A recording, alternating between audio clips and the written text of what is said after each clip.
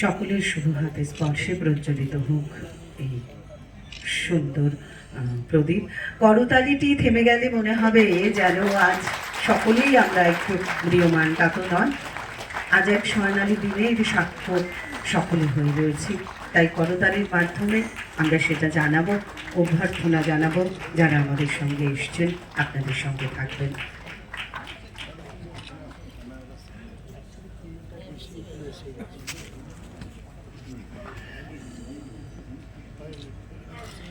প্রদীপ প্রজ্বলনের মাধ্যমে শুভ উদ্বোধন হল। সকলকেই অসংখ্য অসংখ্য ধন্যবাদ জানাই।